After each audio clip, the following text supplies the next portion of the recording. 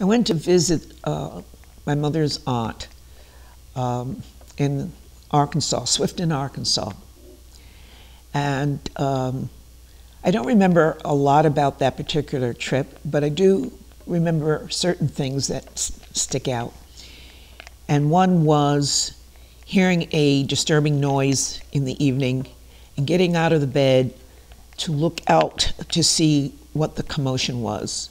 And I saw maybe 3 men on the lawn, and they were dressed in these robes. And of course, I just knew, I compared them to what I had seen in picture books of Jesus and the disciples, and I knew that's what I was looking at.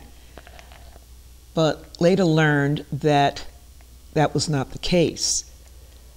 I was snatched away from the window, and later learned that they were members of the Ku Klux Klan.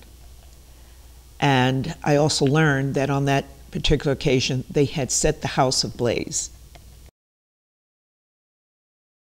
I think the first time, of course, was the Winthrop School situation, and there were children. There was one young boy who I remember, whose name I even remember after all these years, that had it out for me. He just didn't like me at all, and he would call me the N-word, and then I would hit him. I hit him, and I hit him again.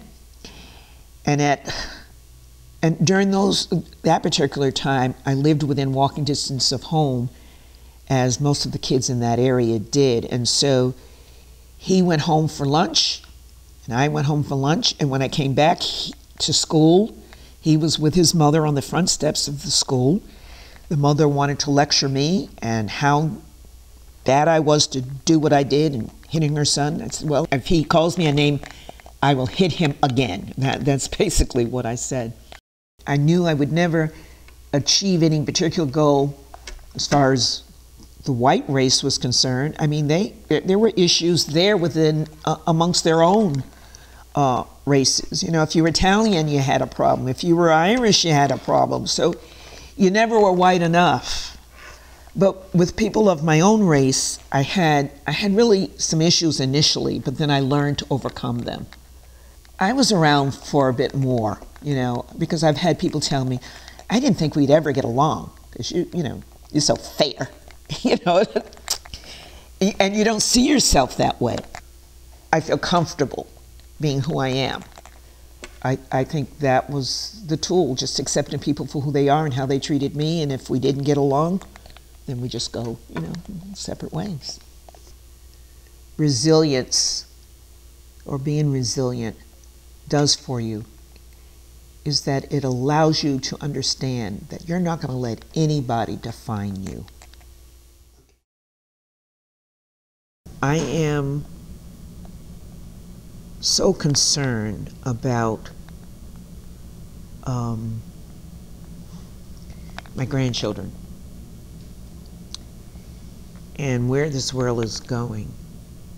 The kind of hatred that's being stirred up and how it might affect their safety. The buildup of the hate groups, police officers who don't know how to maintain their power or the way they use their power.